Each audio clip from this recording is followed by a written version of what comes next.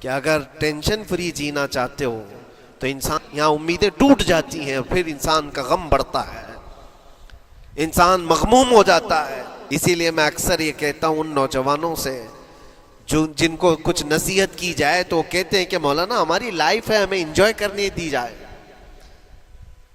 یہ ابھی تو ہماری لائف ہے، ہماری اپنی لائف کو ہمیں انجوائے کرنے دیا جائے۔ نادان کس نے کہا کہ تیری اپنی لائف ہے؟ تیری لائف ہے کہاں؟ زندگی یہ نہیں کسی کی کسی کے لیے، زندگی ہے نبی کی نبی کے لیے، اور نہ سمجھ مرتے ہیں زندگی کے لیے، ارے جینا مرنا ہے سب کچھ نبی کے لیے۔ جو خواہشات کو لا کر کے حضور کے قدموں پر رکھ دیتا ہے تو پھر وہ کہتا ہے میرے عزیزو، وہ پھر آ کر کے یہ کہتا ہے اپنی خواہشات، اپنی طبیعت جہاں سب مر جاتی ہے آدمی کی، اس کی اپنی کچھ نہیں ہوتی، تب اس مومن کی زبان سے یہ نکلتا ہے یا رسول اللہ زمین و زمان تمہارے لیے، مکین و مکان تمہارے لیے، چنین و چنا تمہارے لیے، بنے تو جہاں تمہارے لیے، ہم آئے یہاں تمہارے لیے، اٹھے بھی وہاں حضور کے لیے۔ اس کا اپنا کچھ نہیں ہوتا، اپنی خواہش ہوگی تو میں کرتا رہے گا، اور جتنی خواہشات کے پیچھے بھاگتا رہے گا دنیا اس کا پیچھا کبھی نہیں چھوڑتی، اور نہ ہی دنیا اس کو کبھی سیراب ہونے دے گی، کبھی پیٹ بھرنے دے گی ہی نہیں، وہ بھوکا ہی رہے گا، وہ پیاسا ہی رہے گا جو دنیا کے پیچھے بھاگتا ہے۔ ایک مرتبہ سیدنا عبداللہ ابن مسعود رضی اللہ تعالیٰ عنہ غمگین بیٹھے ہوئے تھے، کسی بات کا غم ہوگا، نبی پاک صلی اللہ تعالیٰ علیہ وسلم کا گزر ہو رہا تھا، آپ نے دیکھا، حضرت عبداللہ ابن مسعود سے پوچھا کہ غم کیوں ہے؟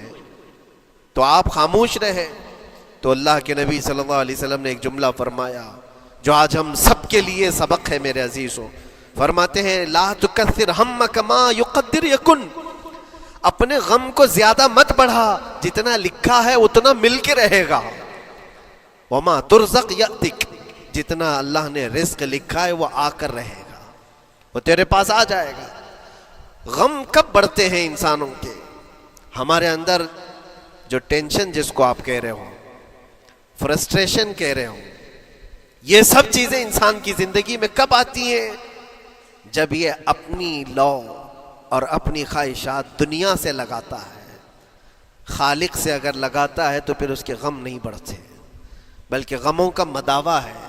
اسی لیے بزرگوں نے فرمایا کہ اگر ٹینشن فری جینا چاہتے ہو تو انسانوں سے امیدیں کم کر لو، اللہ کی ذات سے یقین بڑھا لو، اس کی ذات سے یقین بڑھاؤ۔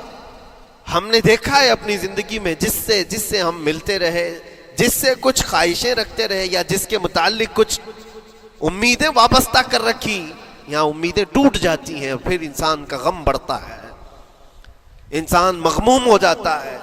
اللہ کی ذات سے جو وابستہ ہوا اور وہاں جو آس لگایا، وہ ہر دن بشاشت کے ساتھ جیتا ہے، یقین کے ساتھ جیتا ہے۔ اسی لیے میرے عزیزوں، یہاں جس نے بھی اپنے خواہشات کو دنیا کے ساتھ لگایا ہے اسے کم کرنا ہے۔ لا تکثر ہمک ما یقدر یکن، اللہ کے نبی فرماتے ہیں اپنے غموں کو زیادہ مت کر، جتنا لکھا ہے اتنا تجھے مل کر رہے گا۔ اس دار فانی میں، اس عمل کی دنیا میں ہم نے اپنے بہت ساری چیزیں پھیلا رکھی ہیں۔ ایک چیز میں آپ کو بتاؤں کہ کبھی کبھار میں دیکھتا ہوں موبائل کو، اب سب کے ہاتھوں میں موبائل ہے، اور کبھی کبھار یہ اسٹک بھی ہوتا ہے، اچھی اچھی کمپنیوں کے موبائل بھی اسٹک ہو جاتے ہیں، یا تو کبھی بہت زیادہ بیٹری گرم ہو جاتی ہے اور موبائل بھی گرم ہونے لگتا ہے۔ پھر اس کا حل کیا ہے؟ ایکسپرٹ سے پوچھتے ہیں موبائل کبھی ہینگ ہو رہا ہے یا کبھی بہت بیٹری گرم ہو رہی ہے، اس کے ریزن کیا ہے؟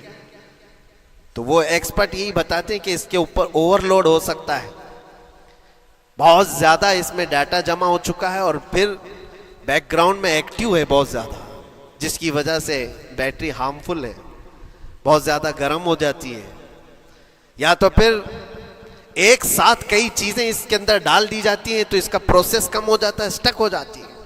یہ تو موبائل ہے جو تمہیں سکھا رہا ہے۔ یہی چیز ہے دنیا کے ہمارے اس لائف میں، ہماری زندگی میں ہے۔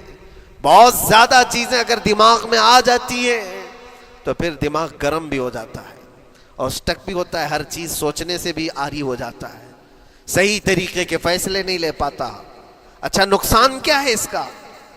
سیم ہم نے موبائل ایکسپرٹ سے بھی پوچھا، جب موبائل بہت زیادہ گرم ہونے لگے یا سٹک ہونے لگے تو اس کو کیا کرنا چاہیے؟ تو ایکسپرٹس بتاتے ہیں کہ اس کے ریڈیشن بہت زیادہ ہوتے ہیں اس وقت، اور یہ نقصان پہنچا سکتا ہے۔ جو استعمال کر رہا ہے اس کے دماغ پر بھی اثر کرے گا، آس پاس کے لوگوں پر بھی اثر کرے گا۔ ایک موبائل کے اوپر اگر زیادہ لوڈ آ جائے تو اس کے ریڈیشن آس پاس سب کو خراب کرتے ہیں۔ یہی حال انسان کی زندگی کا ہے۔ تمہارے دماغ کے اوپر اگر غم زیادہ بیٹھ گئے اور بہت زیادہ دماغ حاوی ہو گیا تو خود کا تو نقصان کرو گی ہی، آس پاس جتنے ہیں سب کا نقصان کرو گے۔ تمہاری وجہ سے تمہارے ماں باپ بھی پریشان، تمہاری اولاد، تمہارے بیوی بچے سب اس پہ حال ان سب چیزوں میں ملوث ہو جاتے ہیں۔ اب اس کا علاج کیا ہے؟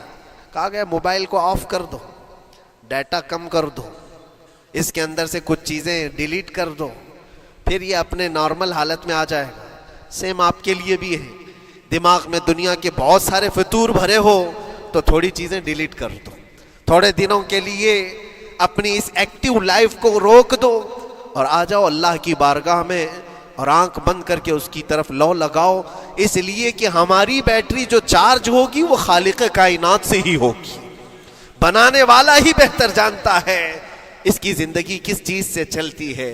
اور اسی لیے کہا ہے، امام غزالی رحمۃ اللہ تعالی علیہ فرماتے ہیں، جو بندہ اللہ کے ذکر سے کئی دن تک غافل ہوتا ہے تو مردہ لاش ہے جو چل رہا ہے، بازاروں میں جو چل پھر رہا ہے، ذکر الہی نہیں کرتا تو اس کی روح ختم ہونے کے قریب آئی ہے، یہ زندہ لاش ہے۔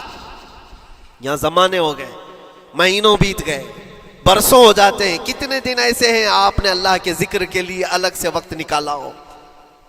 کہاں ہے وقت؟ نماز بھی ایسے پڑھ کر کے بھاگ جاتے ہیں جیسے لگتا ہے کہ کوئی چیز ہمارے اوپر سوار تھی، جلدی سے ہٹا دی اور بھاگ گیا۔ نہیں میرے عزیزوں، ہماری روح جب بیمار ہوتی ہے، ہماری روح کو جب بھوک لگتی ہے تو اللہ کے ذکر سے اس کا علاج بھی ہوتا ہے اور اس کو رزق بھی ملتا ہے، لیکن ہم رزق دیتے ہی نہیں۔ کبھی آپ نے دیکھا ہماری باڈی کو، صبح ناشتہ نہ کرو، دوپہر میں کھانا نہ کھاؤ تو شام تک ہمارا جسم ہچکولے لینے لگتا ہے، چکر آنے لگ جاتے ہیں۔ کیوں؟ جسم 2 وقت کے کھانے کو چھوڑنا برداشت نہیں کر پاتا، کمزوری آ جاتی ہے، جسم کو بھوک لگتی ہے، ہمیں کھانا دینا اسے ضروری ہے۔ اسی طرح اللہ نے ہماری جو روح بنایا ہے، روح کو بھی رزق کی ضرورت ہے، اور روح کا رزق کیا ہے؟ روح کا کھانا پینا کیا ہے؟ کاجو بادام میوے پستے کھا کر کے روح کو طاقتور نہیں بنا سکتے۔ فرمایا گیا روح کی غذا اللہ کا ذکر ہے، جب بندہ اللہ کا ذکر کرتا ہے تو اس کی روح کو طاقت ملتی ہے اور روح کمزور نہیں رہتی، طاقتور بن جاتی ہے۔ عزیزان گرامی وقار، پھر میں خلاصتاً یہ بات کہوں گا کہ ہم نے دنیا میں اتنی ساری چیزیں پھیلا لی ہیں، اتنے سارے، جس کی وجہ سے غموں کا بوجھ ہمارے دماغ پر طاری ہے، اور ایک وقت وہ آئے گا جب ساری چیزیں چھوڑ کر کے فوراً بھاگنا پڑے گا، نکلنا پڑے گا۔ کچھ لوگوں کے متعلق کہا گیا ہے کہ روح نکلنے کے وقت اس کو بہت تکلیف ہوتی ہے، سب کے لیے نہیں، کچھ ایسے لوگ ہیں جن کی روح نکلنے کے وقت درد زیادہ ہوتا ہے، تکلیف زیادہ ہوتی ہے مرنے کے وقت۔ پوچھا گیا کیوں؟ کہا کہ یہ روح جو ہے اس کی ساری بنائی ہوئی چیزوں میں اٹکی ہوئی ہے، اس کی اولاد میں بھی ہے، اس کے مال میں بھی لگی ہوئی ہے، اس کے گھر میں بھی لگی ہوئی ہے، اس کے جائیداد میں بھی لگی ہوئی ہے۔ روح جب نکل رہی ہوتی ہے ان سب چیزوں سے بھی نکل رہی ہے، جہاں جہاں اس کی خواہشات لگی ہوئی تھی سب جگہ سے کھینچا جا رہا ہے، تو درد بڑھتا چلا جاتا ہے، تکلیف بڑھتی چلی جاتی ہے، اور پھر وہ جب دیکھ رہا ہوتا ہے خالی ہاتھ جا رہا ہو، تکلیف زیادہ ہوتی ہے۔ اسی لیے میرے عزیز و اللہ کے نبی صلی اللہ تعالیٰ علیہ وسلم کا جب آخری وقت آیا، آپ کے وصال کا وقت آیا، حضور نے اپنی بیویوں کو بلایا، ازواج مطہرات کو بلایا اور پوچھا کہ کس کے پاس کتنا سونا ہے، کتنا زیور ہے۔ ازواج مطہرات نے کہا میرے پاس اتنا ہے، ان کے پاس اتنا ہے، سب نے اپنے چاندی سونے کے زیورات لا کر پیش کر دیا۔ حضور پاک صلی اللہ علیہ وسلم نے فرمایا اے میری بیویوں، اے میری ازواج، اگر تم چاہو تو یہ سب اللہ کی راہ میں خیرات کر دو، اللہ کی راہ میں اس کو وقف کر دو، خیرات کر دو۔ بیویوں نے پوچھا یا رسول اللہ صلی اللہ علیہ وسلم کیا آج سے سونا چاندی پہننا حرام ہو گیا ہے؟ کیا ہمارے لیے ناجائز ہو گیا ہے؟ نبی پاک صلی اللہ علیہ وسلم نے فرمایا نہیں، زینت تو تمہارے ہی لیے ہے، سونا اور چاندی تمہارے لیے ہے، حرام نہیں ہے، ناجائز نہیں ہے، لیکن میں دیکھ رہا ہوں میری زندگی کا آخری وقت آ گیا، میں رب ذوالجلال کی بارگاہ میں جانے والا ہوں، میں یہ چاہتا ہوں کہ اس حال میں دنیا سے جاؤں کہ میرے گھر میں سونا چاندی کا کوئی ٹکڑا پڑا ہوا نہ ہو اور اللہ کی بارگاہ میں فقیر اٹھایا جاؤ۔ یہ نبی پاک صلی اللہ تعالی علیہ وسلم کی خواہش ہے کہ میں اللہ کی بارگاہ میں اس حال میں جاؤں کہ میرے گھر میں کوئی چیز رکھی ہوئی نہ ہو، سونا اور چاندی، مال و دولت۔ کیونکہ میرے عزیزوں اسی سے اندازہ کرو انسان اپنی خواہشات میں اتنا گھر جاتا ہے کہ اس سے نکلنا اس کے لیے مشکل ہوتا ہے، اور روح نکلنے کے وقت یہی تو تکلیف ہوتی ہے کہ کہاں کہاں کیا کیا بنایا تھا، کتنا جمع کیا تھا، حساب کرتے کرتے اس کی روح نکل جاتی ہے۔ ہم نے دیکھا ہے، میں اپنا ایک تجربہ بتاتا ہوں۔ عمرہ سے ہم واپس آ رہے تھے، 40 لوگوں کا قافلہ تھا، ایئرپورٹ پر پہنچے، بہت تاخیر ہو چکی تھی اور فلائٹ کا وقت بہت کم رہ گیا تھا، اور حاجی لوگ ماشاءاللہ جاتے ہیں تو خوب بھر بھر کر کے سامان بھی لیتے ہیں، کیا کیا سامان تھے سب کے پاس، اور ہمارا بار بار جانا آنا ہوتا ہے، میں کبھی کوئی زیادہ چیزیں رکھتا نہیں۔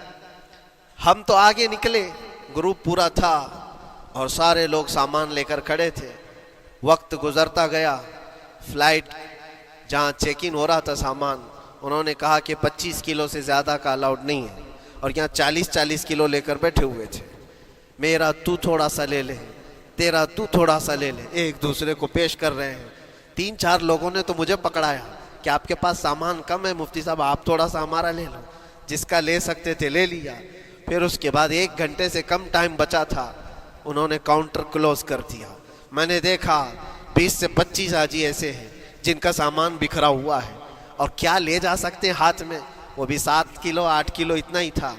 ان کی خواہشات میں دیکھ رہا تھا، کوئی مسلح اٹھاتا ہے، کوئی کھجور اٹھاتا ہے، کوئی کہتا ہے نہیں میرے بچوں کے لیے کھلونے لیا تھا اس کو لے لیتا ہوں، وہ لے لو تو مسلح چھوڑنا پڑتا ہے، یہ لے لو تو کھجور چھوڑنا پڑ جاتا ہے۔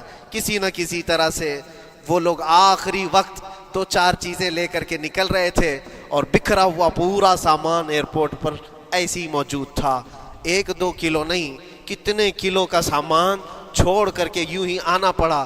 یا تو پھر فلائٹ کے سفر پہ جاؤ یا سامان میں لگے رہو، 2 ہی آپشن تھے، اور کون وہ چھوٹے سامان کے لیے اپنا سفر ملتوی کرتا۔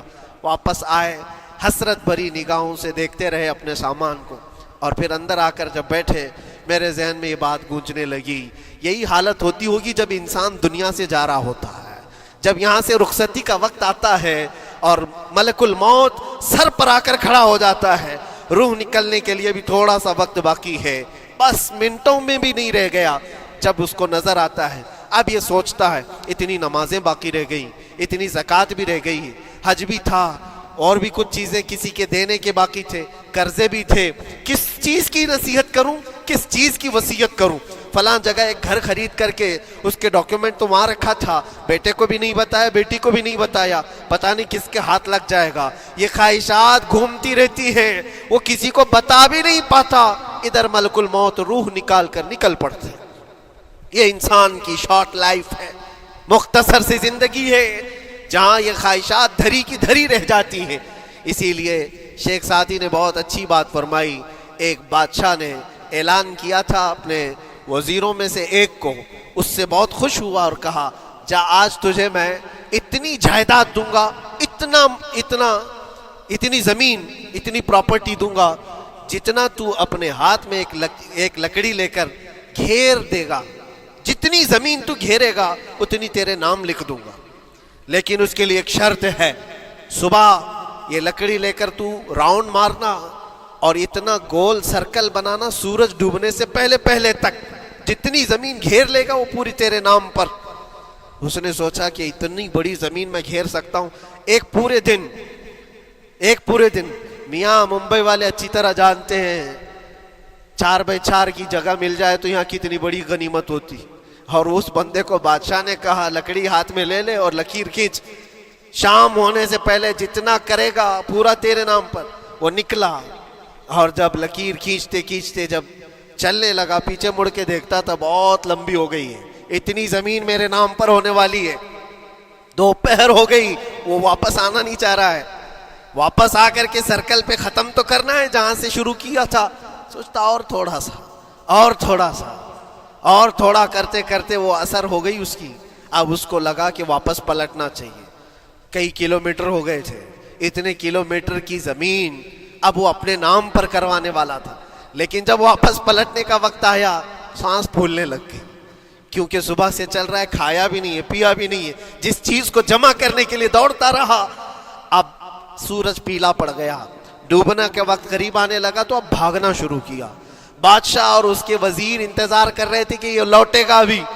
اب دیکھا بڑی دور سے یہ دوڑتا دوڑتا آ رہا ہے، اپنی لکڑی کو لکیر زمین پر کھینچتے ہوئے کہ جلد سے جلد اپنے اس پوائنٹ پر پہنچ جاؤں جہاں سے شروع کیا تھا. سانس پھولنے لگ گئی، دوڑتے دوڑتے ہانپنے لگ گیا. سورج ڈوبنے کے قریب آ گیا، آخری کرنیں باقی تھی اور اس کا پوائنٹ بھی قریب آ گیا تھا. دوڑتے دوڑتے کسی طرح سورج غروب ہونے سے پہلے پہنچ گیا وہاں پر، لیکن کثرت سے بھاگنے کی وجہ سے ٹھوکر کھا کر کے گر گیا اور اپنے اس پوائنٹ پر لکڑی لا کر کے جمع کر دیا. بہت بڑا سرکل، بہت بڑی لکیر کھینچا تھا، لیکن ایسا گرا کہ دوبارہ اٹھ نہیں سکا.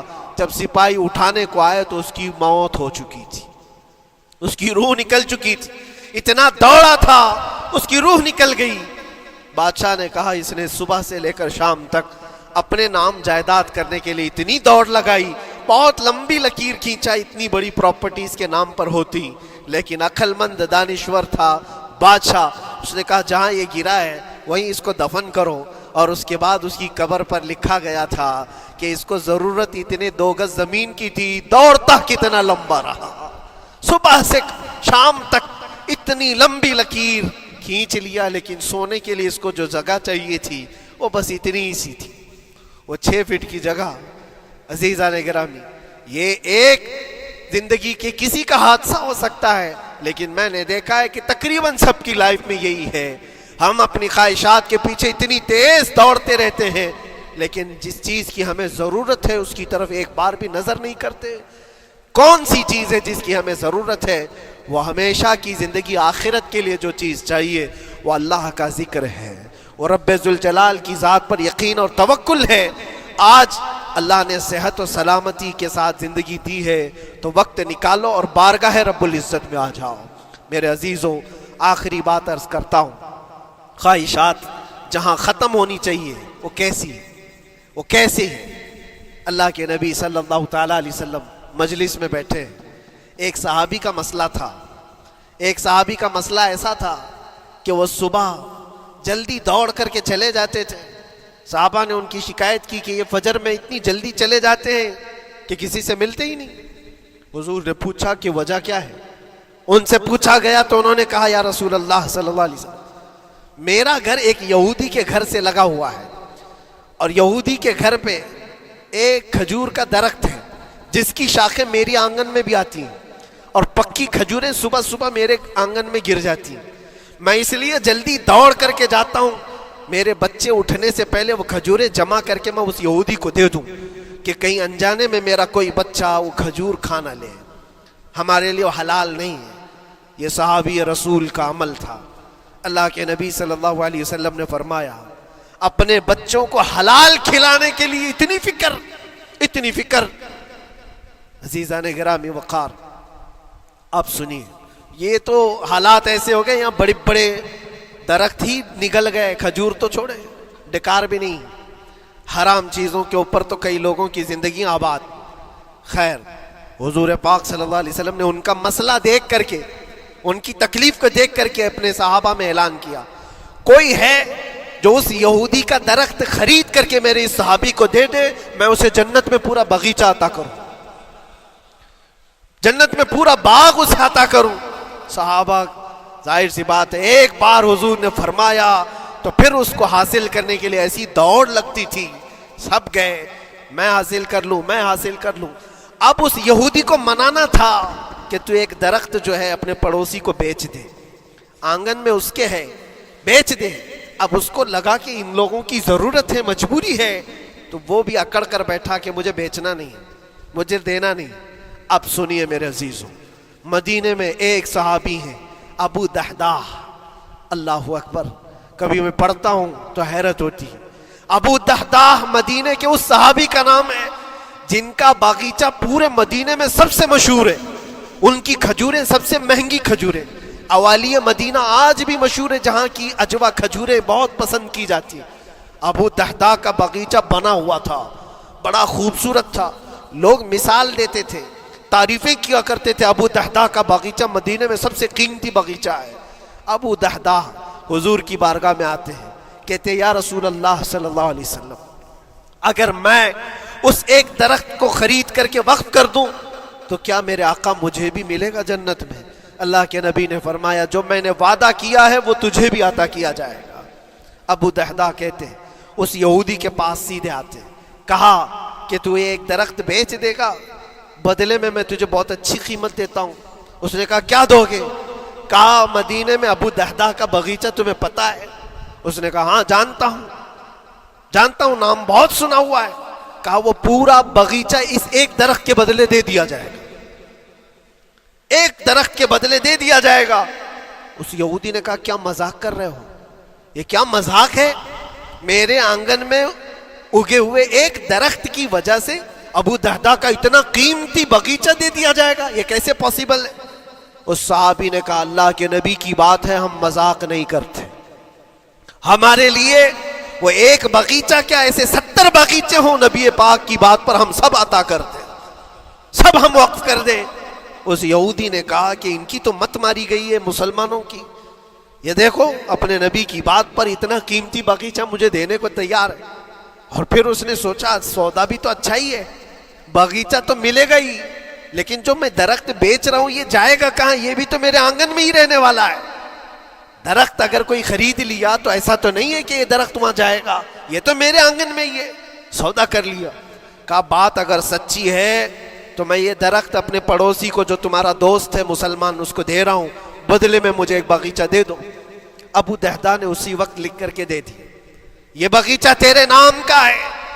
سوچو میرے عزیزوں, جس کو سینچا ہو محنتوں سے, جس باغیچے کو سجایا ہو, وہ راستے میں کھڑے ہو کر کے اس کا سودا کر رہے ہیں. کس بات پر؟ حضور پاک کی بات تھی, رسول اللہ کا فرمان تھا. آئے, ان کی بیوی ان کے بچے, باغیچے میں ہی گھر بنا ہوا تھا, نہایت ٹھنڈا گھر ہوا کرتا تھا, وہ لوگ سکون کے لیے وہاں بیٹھتے تھے. ابو دحداح اپنے باغیچے کے دروازے پر آئے, پھاٹک پر, اندر نہیں آتے, باہر کھڑے ہو کر کے اپنی بیوی کو پکارتے. ام دحداح پوچھتی ہے, وہ آواز آتی ہے کیا ہوا اندر کیوں نہیں آتے؟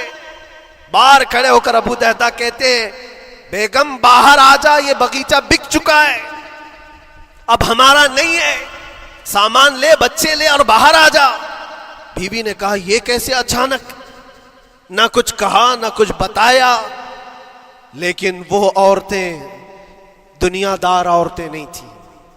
وہیں سے اندر سے کہتی ہے ابو دحداح میرا تم پر یقین ہے, اگر سودا کیا ہوگا تو بہت بھاری سودا کیا ہوگا, ورنہ ابو دحداح کا باغیچہ مدینے میں بیچے جانے کے قابل نہیں ہے. کون ہے جو اس کی قیمت لگائے گا؟ میرا گمان یہ ہے کہ میرا شوہر اگر سودا کیا ہوگا تو بہت اونچا سودا کیا ہوگا.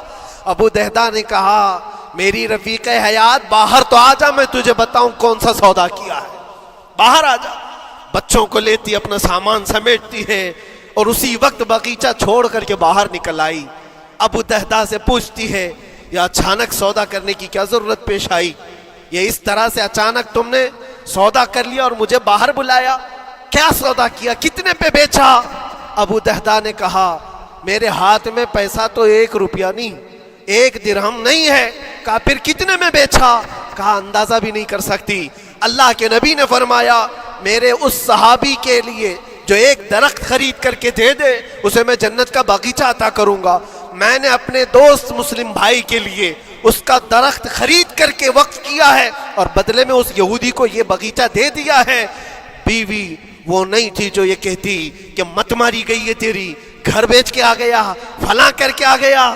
وہ دنیا دار عورت نہیں تھی, ہاتھ اٹھاتی ہے اور سر پر رکھتی ہے اور کہتی ہے ابو دہدا مجھے تمہارے بارے میں یہی یقین تھا، قسم رب ذوالجلال کی اگر وہ یہودی اس باغیچے پر نہیں مانتا تو ہمارے پاس اور جو کچھ تھا سب دے کر کے ہم نبی پاک کی بات پر عمل کر لیتے۔ حضور کی بات تھی، وہ یقین تھا، دنیا دے دیا، خواہشات قربان کر دیا قدم مصطفیٰ پر۔ اسی لیے اقبال نے کہا ہے کہ جو کچھ بھی ہمارے پاس ہے وہ نام مصطفیٰ سے ہے، آبرو ماز نام مصطفیٰ، ہم سب کی عزت و آبرو مصطفیٰ کے نام سے ہے۔ وہاں اپنی خواہشات قربان کر دو، ختم کر دو، اپنے اندر کی جتنی چیزیں ہیں حضور نے فرمایا تو اس کے بعد اپنی طبیعت نہیں، اپنی خواہش نہیں۔ تم اپنے گھر پر سوچتے بیٹھے رہو گے کہ میرا گھر کیسے، میری بیوی کیا بول رہی ہے، میرا باپ کیا بول رہا ہے، میری ماں کیا بول رہی ہے؟ نہیں، وہ صحابہ کی زندگی یہ تھی، دنیا کیا بول رہی ہے اس سے ہمیں مطلب نہیں، میرے مصطفیٰ کیا فرما رہے ہیں۔ اپنی خواہشات وہاں پر۔ حضرت انس بن نزیر ایک صحابی ہیں، وہ حضور صلی اللہ تعالیٰ علیہ وسلم کے بڑے رازدار صحابی تھے، حضور ان کے گھر پر موجود ہے۔ مکہ سے ایک لیٹر آیا، جنگوں کی وہ لوگ تیاری کر رہے تھے، اور انس بن نزیر کون ہے؟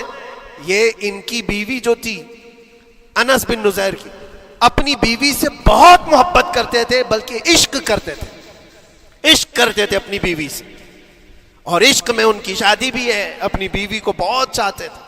اب سنو، مصطفیٰ کریم صلی اللہ علیہ وسلم انس بن نزیر کے گھر پر ہے، مکہ سے ایک قاصد آیا اور رازدارانہ طور پر ایک خط دیا، کہا مکہ والے جنگوں کی تیاری کر رہے۔ حضور نے خط کو پڑھوایا اور انس بن نزیر سے کہا انس یہ بات تیرے اور میرے بیچ میں راز ہے، کسی سے نہیں کہنا، جب تک میں نہ کہوں اس خط کا ذکر کسی سے نہ کرنا۔ انس بن نزیر نے کہا اے اللہ کے نبی آپ کا حکم، اس کے بعد میری زبان نہیں کھلے گی۔ خط کو بند کر دیا، رکھ لیا۔ حضور جب تشریف لے گئے گھر سے، ان کی بیوی، ان کی محبوبہ، ان کی رفیق حیات جس کو بہت زیادہ چاہتے تھے آئی، کہا انس رسول اللہ گھر پر آئے تھے، کچھ راز کی بات چل رہی تھی، کیا بات چل رہی تھی؟ انس بن نزیر نے کہا دیکھ میری بیگم، محبت اپنی جگہ پر، وہ میرے مصطفیٰ کا راز، وہ میں نہیں شیئر کر سکتا، وہ نہیں بتا سکتا۔ بیوی ہنس کر کہتی تم نہیں بتاؤ تو کوئی بات نہیں، میں نے تو دیوار کے پیچھے سے سن لیا ہے، مکہ والے جنگوں کی تیاری کر رہے ہیں، خط آ گیا ہے۔ انس بن نزیر نے اپنی بیوی سے اتنی بات سنی، سیدھے جا کر کے گلا پکڑ لیا، گردن کو دبوچ دیا اور کہا اس وقت تک میں تیری گردن نہیں چھوڑوں گا جب تک میرے مصطفیٰ کا فرمان نہ آ جائے۔ گردن پکڑ لیا اس عورت کی جس کو سب سے زیادہ یہ چاہتے تھے، لے آئے حضور کے پاس، کہا یا رسول اللہ معاف کر دے، آپ کا راز تھا، میں نے تو نہیں بتایا، مگر میری بیوی نے دیوار کے پیچھے سے سن لیا، اور اس لیے میں اس کی گردن پکڑ کر کے لایا ہوں کہ کہیں میں مجرم نہ بن جاؤں، نبی پاک کا راز افشا کرنے والا میں مجرم نہ بن جاؤں۔ آقا اگر آپ حکم فرمائیں تو میں اس کو ختم کر دوں یا اس کو طلاق دے کر کے آزاد کر دوں، آپ کے فرمان پر میں کامل عمل کر سکوں۔ اللہ کے نبی نے فرمایا انس چھوڑ دے گردن، جس طرح تو ہمارے راز کی حفاظت کرتا ہے، یہ میری صحابیہ ہے، یہ بھی میرے راز کی حفاظت کرے گی۔